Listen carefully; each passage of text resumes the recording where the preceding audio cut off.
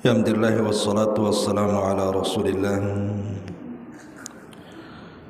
wa ala alihi wa sahbihi wa mawalah wa la hawla wa la quwwata illa billahi wa ba'du.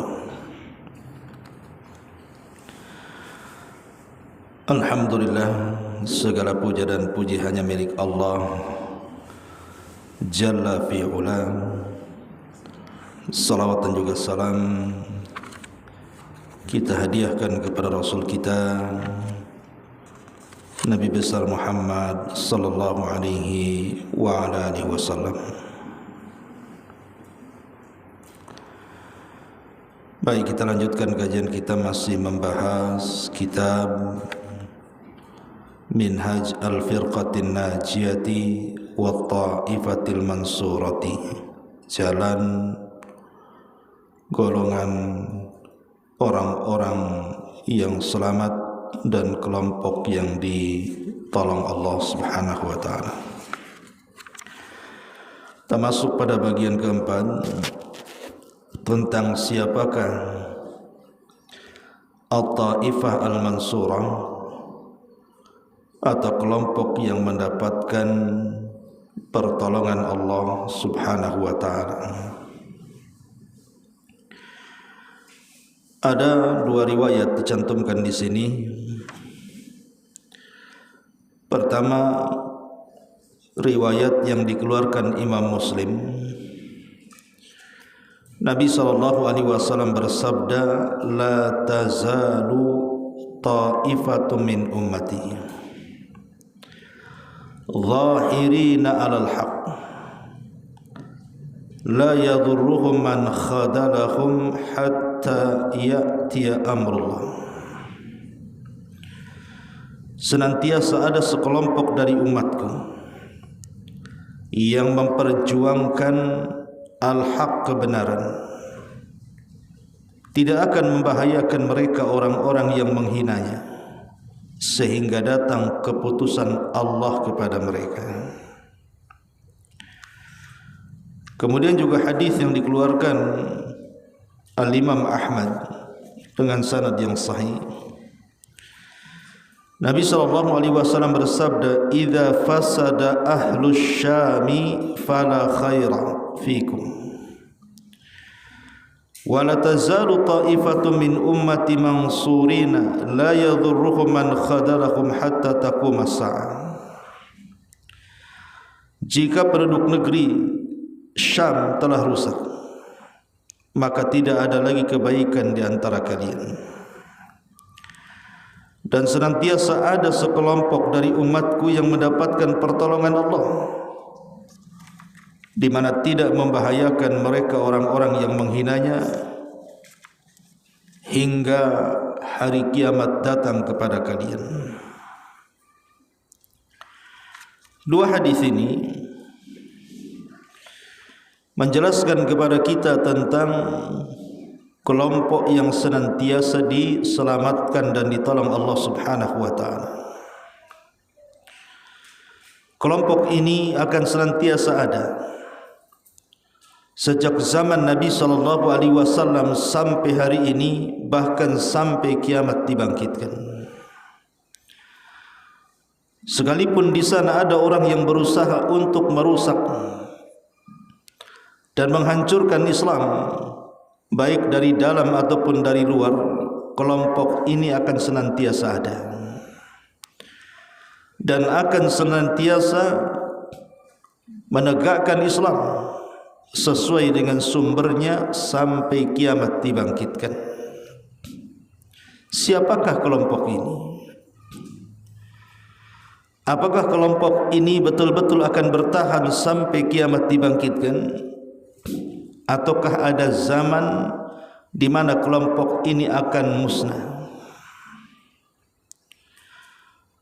Ma'asyiral muslimat yang dimuliakan Allah Subhanahu wa taala, ada hadis yang mengatakan, "La taqumus sa'ah illa 'ala syiraril khalq." Tidak akan tegak hari kiamat sampai manusia yang hidup di zaman itu adalah seburuk-buruk manusia. Artinya di zaman itu tidak ada lagi kelompok yang selamat, kelompok yang ditolong oleh Allah Subhanahu wa taala, karena manusia dipenuhi dengan manusia-manusia yang merusak. Dan juga ada hadis Nabi SAW mengatakan bahwa tidak akan tegak hari kiamat sampai di bumi ini tidak ada yang mengatakan kecuali kalimat Allah, Allah, Allah. Artinya di zaman itu tidak ada yang mengenal Islam. Apa itu salat, apa itu puasa, apa itu zakat. Quran diangkat, Islam tinggal namanya. Lalu kemana kelompok ini? Yang Nabi SAW mengatakan, la tazalu ta'ifatu min ummati mansurin la yadhurruhum man khadalahum hatta taqum as-saah. Jika penduduk dan akan senantiasa ada sekelompok umatku yang mendapatkan pertolongan, tidak membahayakan orang-orang yang menghina mereka sampai tegak hari kiamat. Di mana kelompok ini? Ulama mengatakan bahwa kelompok ini dibatasi waktunya. Sampai kapan? Sampai Allah Subhanahu wa taala mengirim angin yang sangat dingin sekali,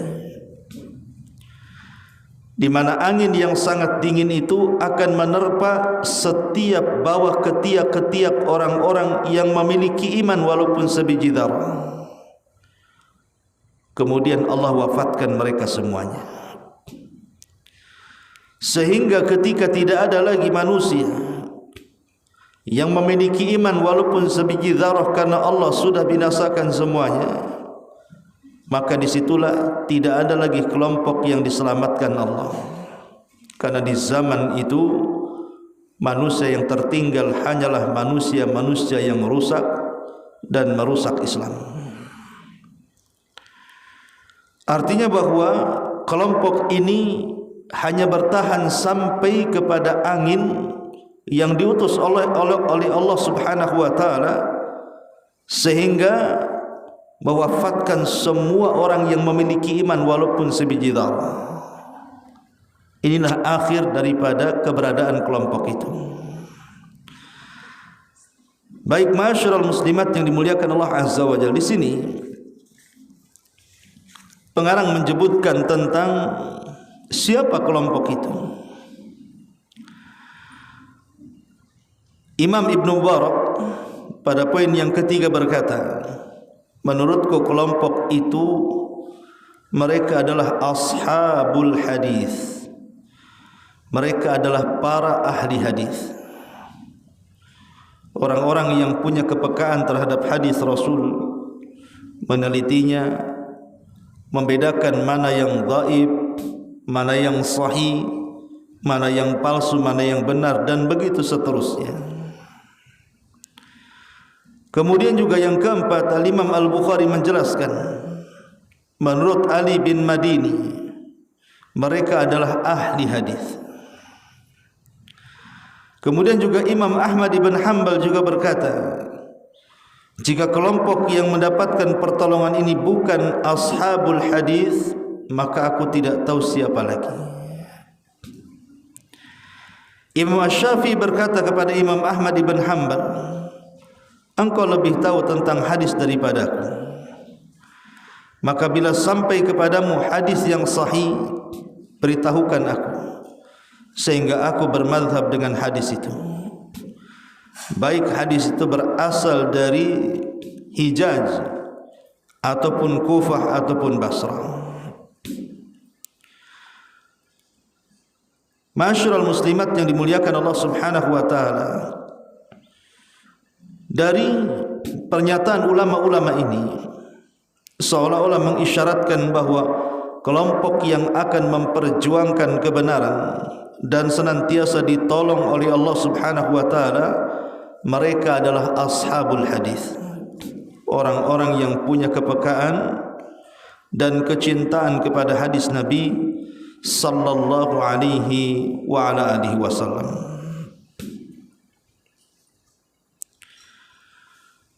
Pada poin yang ketujuhnya, dengan spesialisasi studi dan pendalamannya di bidang sunnah serta hal-hal yang berkaitan dengannya, menjadikan para ahli hadis sebagai orang-orang yang paling memahami tentang sunnah Nabi, petunjuk Nabi, akhlak Nabi, peperangan Nabi, dan berbagai hal yang berkaitan dengan sunnah. Para ahli hadis, semoga Allah mengumpulkan kita bersama mereka. Mereka adalah orang-orang yang tidak fanatik terhadap pendapat orang tertentu, betapapun tinggi derajat orang tersebut. Mereka hanya fanatik kepada Nabi SAW. Berbeda halnya dengan mereka yang tidak tergolong ahli hadis dan mengamalkan kandungan hadis. Mereka fanatik terhadap pendapat imam-imam mereka, padahal imam itu melarang hal tersebut, sebagaimana para ahli hadis fanatik terhadap sabda-sabda Nabi SAW. Karenanya tidaklah mengherankan jika ahli hadis adalah kelompok yang mendapat pertolongan dan golongan yang diselamatkan Allah Subhanahu wa taala. Dari sini pengarang ingin mengatakan kenapa orang-orang yang ditolong oleh Allah Subhanahu wa taala mereka adalah ahli hadis. Orang-orang yang sangat mencintai hadis artinya orang yang sangat mencintai sunnah. Orang-orang yang punya perhatian terhadap hadis Nabi SAW artinya orang-orang yang memperhatikan sunnah. Dan siapapun yang memperhatikan sunnah-sunnah Nabi SAW artinya dia cinta dengan petunjuk, cinta dengan hidayah, cinta dengan kebenaran. Itulah kenapa para ulama memilih penafsiran hadis Nabi SAW bahwa di sana ada kelompok-kelompok yang senantiasa ditolong oleh Allah. Mereka adalah ashabul hadis, karena hanya ashabul hadislah yang mereka mempertahankan petunjuk Allah Subhanahu wa taala. Adapun yang mereka tidak memiliki perhatian dengan hadis, maka mereka akan cenderung jauh daripada petunjuk. Mereka akan lebih fanatik terhadap guru-guru mereka, sehingga mereka tidak akan mampu memurnikan sunnah Nabi SAW. Dari situlah maka pentingnya kita ini bersama ashabul hadis.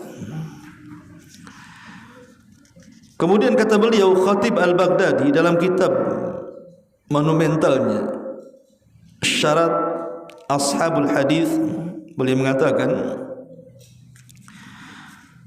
jika sahibur ra'i pemilik kecerdasan disibukkan dengan ilmu pengetahuan yang bermanfaat baginya, lalu dia mempelajari sunnah-sunnah Rasul, niscaya dia akan mendapatkan sesuatu yang membuatnya tidak membutuhkan lagi selain sunnah.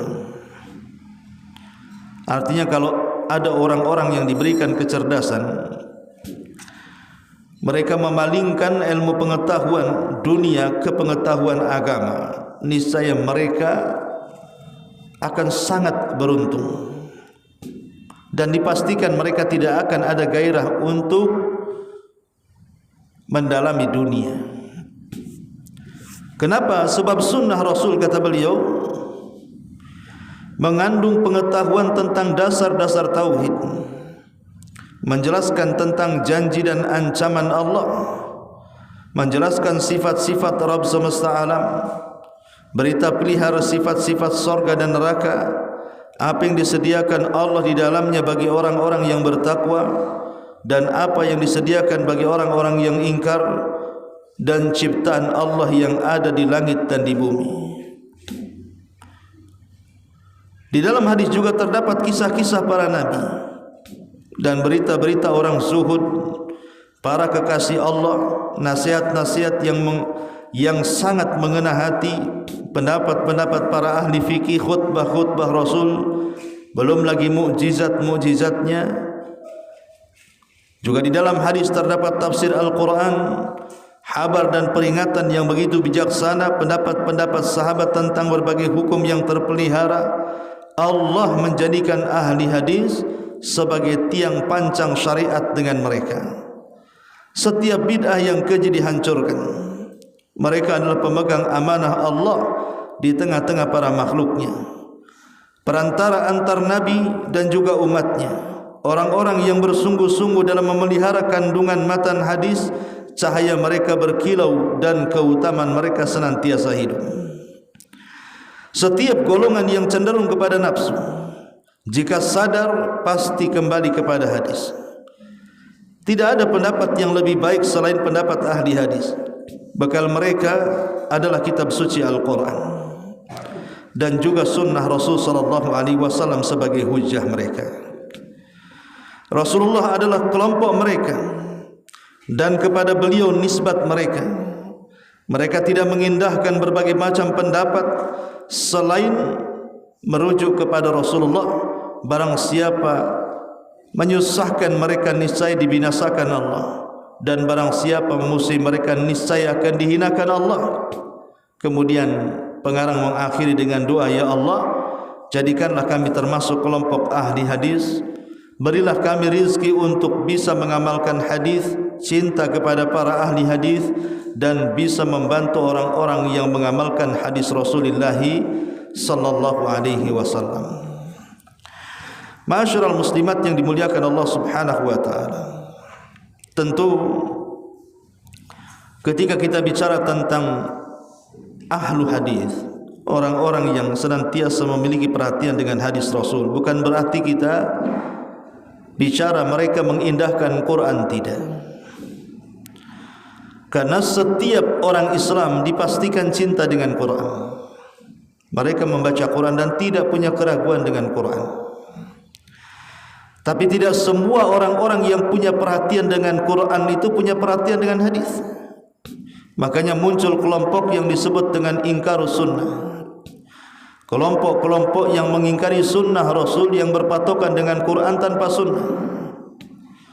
Makanya saya katakan tidak semua orang yang yakin dan percaya dengan Al-Quran sebagai kitab suci kita kaum muslimin, mereka yakin dengan hadis Nabi.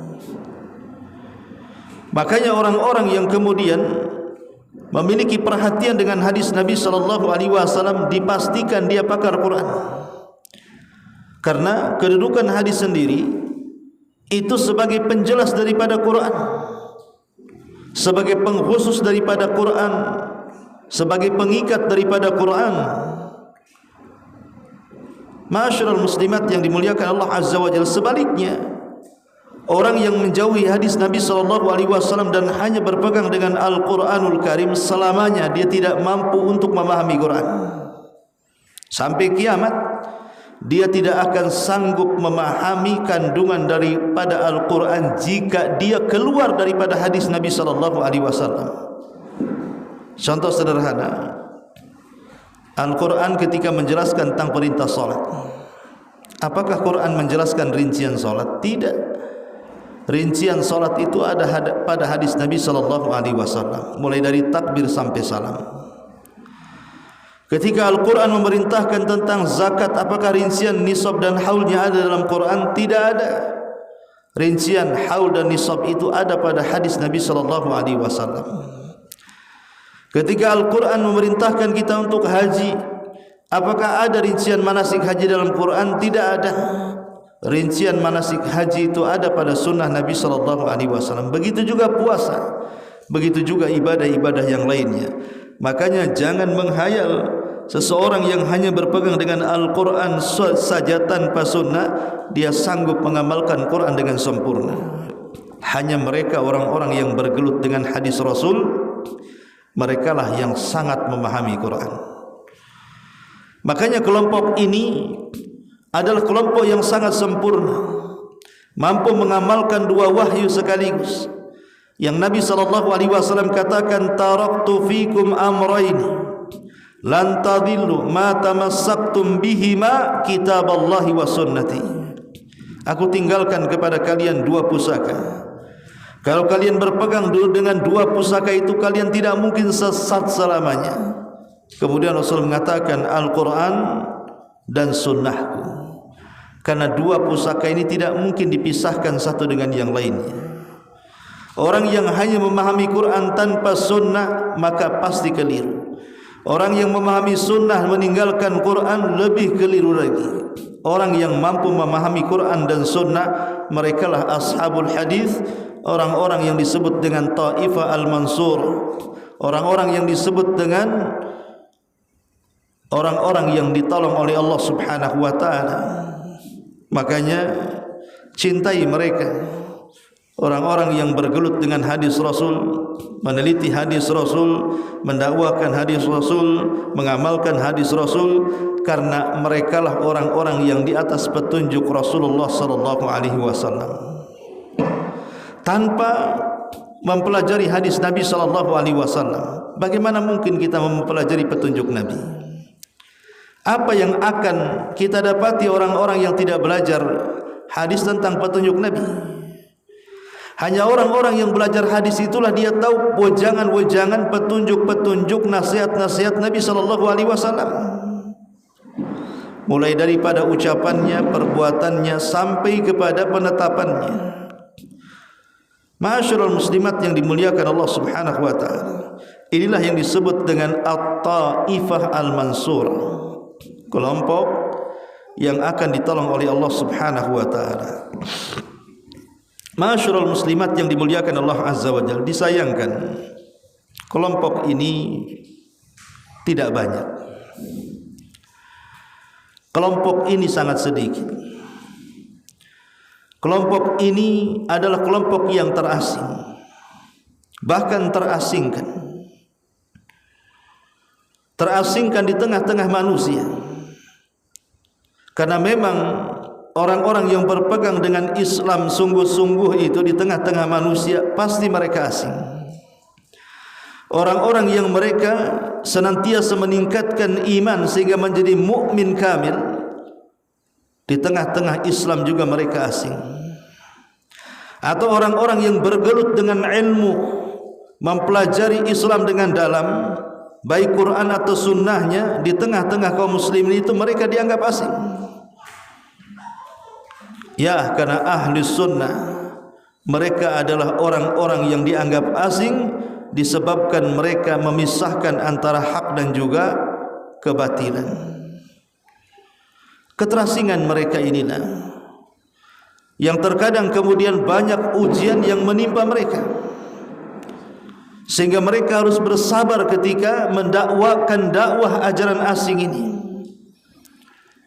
Sehingga akan banyak kemudian ujian, cobaan, rintangan yang akan menghadapi mereka. Persis seperti yang disabdakan Nabi sallallahu alaihi wasallam, al-qabid 'ala sunnah kal qabid 'alal jamrah.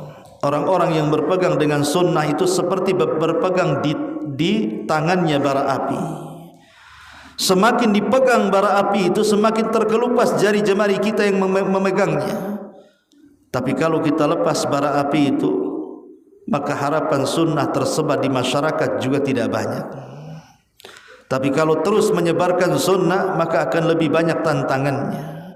Sehingga orang-orang yang terasingkan ini mereka harus berada di atas kesabaran yang sangat dahsyat. Kalau tidak, maka kebenaran tidak akan mungkin tersebar.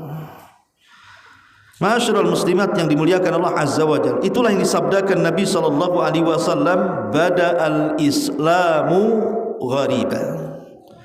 Islam ini pada awal kemunculannya asing sekali.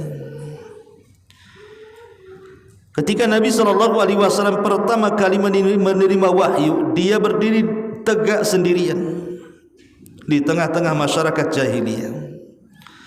Mulailah dia berdakwah satu persatu, mengajak keluarganya Khadijah, anak-anaknya, budak-budaknya, baru kemudian tersebar kepada teman-temannya, barulah kemudian satu mengikut Nabi.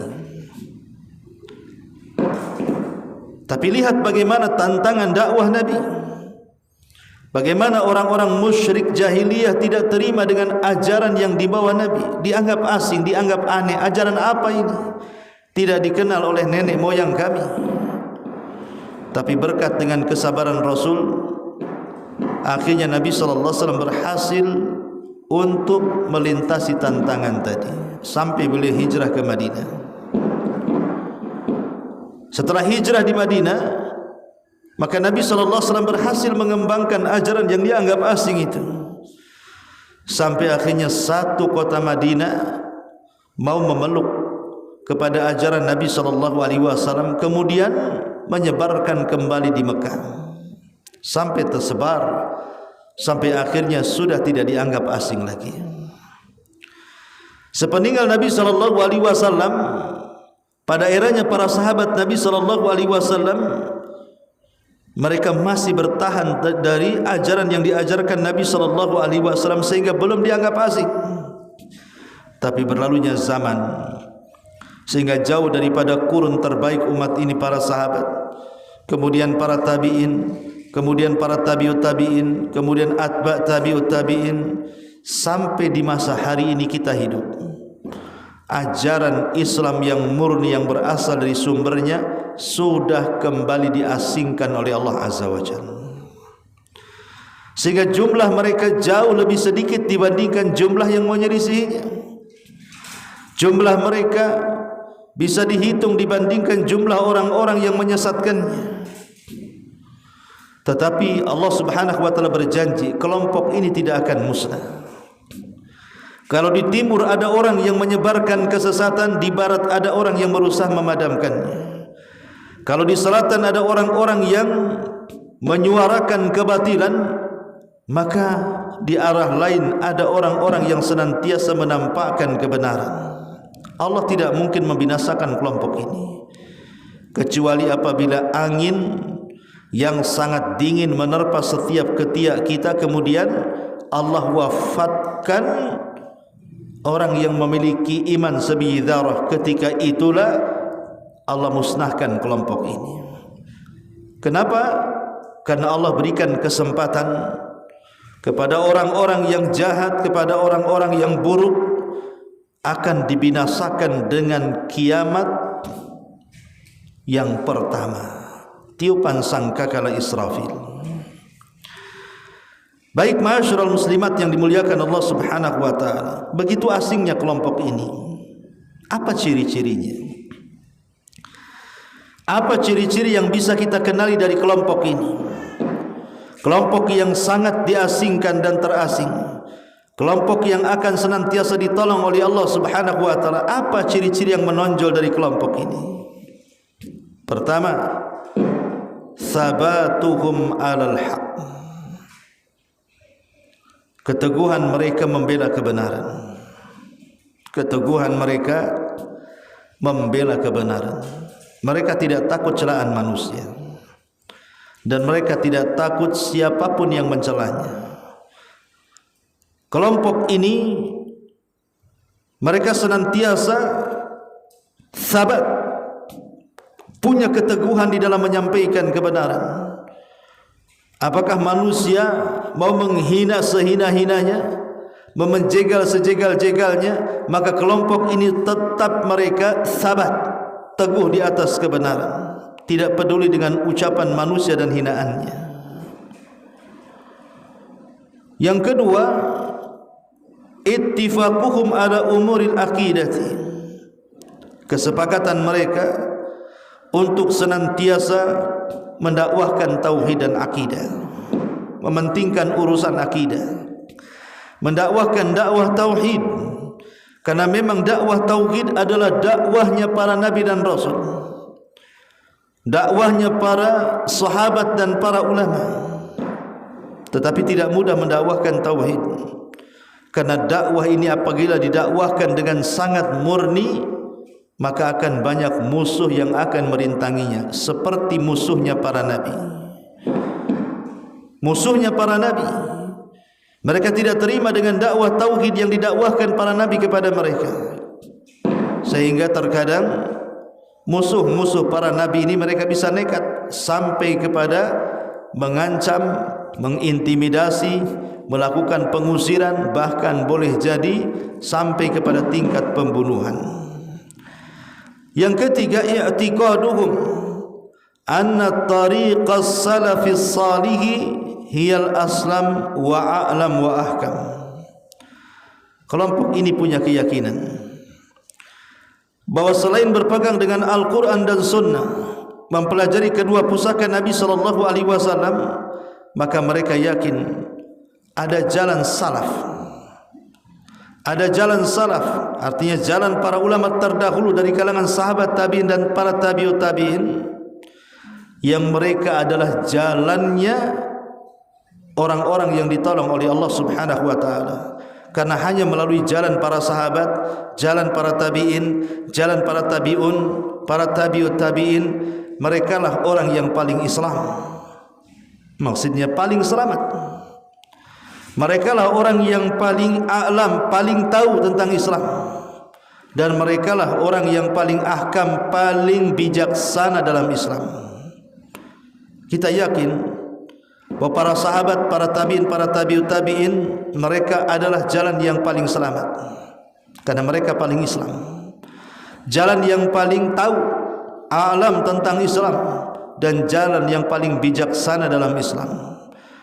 Maka kelompok yang selamat ini mereka senantiasa mengacu kepada Islam, kepada sumbernya, melihat bagaimana Islamnya para sahabat. Karena sahabat orang yang betul-betul Islam di zaman Rasul, melihat Rasul, mendengar Rasul, bertanya kepada Rasul, terkadang ditegur Rasul, terkadang turun wahyu dan begitu seterusnya. Kemudian kepada murid-muridnya para tabi'in yang mereka belajar langsung kepada para sahabat, atau para tabi'ut tabi'in yang mereka belajar langsung kepada generasi murid-murid para sahabat Nabi sallallahu alaihi wasallam dan para ulama pewaris mereka. Kemudian yang keempat, annahum a'lamun nas bi ahwalin nabi. Mereka kelompok yang diselamatkan oleh Allah adalah kelompok yang paling tahu tentang manusia. Manusia paling tahu tentang kondisi Nabi sallallahu alaihi wasallam. Apakah itu ucapan Nabi, apakah itu perbuatan Nabi, apakah itu takrir penetapan Nabi, maka kelompok ini paling paham, paling tahu, karena kelompok ini senantiasa bergelut dan terus mempelajari hadis Nabi sallallahu alaihi wasallam. Dan yang kelima, hirsuhum ala nasril aqidati sahihati wad dinil qawim. Kelompok ini juga kelompok yang paling semangat untuk menyebarkan akidah, menyebarkan agama. Mereka tidak akan ada henti-hentinya untuk menyebarkan ini, terutama di zaman sekarang. Mau lewat grup-grup WA, mau lewat Facebook, mau lewat TikTok dan lain sebagainya. Mereka senantiasa mengajak manusia untuk berbuat baik, mengajak manusia untuk tidak melakukan kemungkaran, menasihati manusia ke dalam hidayah. Mereka tidak lelah, tidak letih, tidak capek. Siang malam mereka hanya berpikir bahwa manusia bagaimana caranya mendapatkan hidayah Allah Subhanahu wa taala. Dan yang keenam, wasatiyatuhum bainal firaqi wat ta'ib. Mereka adalah umat yang moderat, umat yang pertengahan di antara kelompok-kelompok yang sesat, kelompok yang ekstrim kanan dan ekstrim kiri. Maka mereka di tengah, tidak ke kanan, tidak ke kiri. Mereka kelompok yang tengah-tengah di antara kelompok yang hulu, terlalu ekstrim, ataupun terlalu meremehkan tafsir. Mereka kelompok yang tidak ekstrim dan tidak meremehkan. Mereka lah adalah ahli sunnah wal jamaah. Itulah di antara 6 sifat yang paling menonjol dari at-taifah al-mansurah, kelompok-kelompok yang akan senantiasa ditolong oleh Allah Subhanahu wa taala. Wallahu a'lam bishawab. Ini di antara keterangan singkat dari bab yang keempat, siapakah at-taifah al-mansurah, kelompok yang mendapatkan pertolongan Allah Subhanahu wa taala. Wallahu a'lam. Baik, sampai di sini. Sebelum saya tutup, kalau ada yang mau bertanya silakan.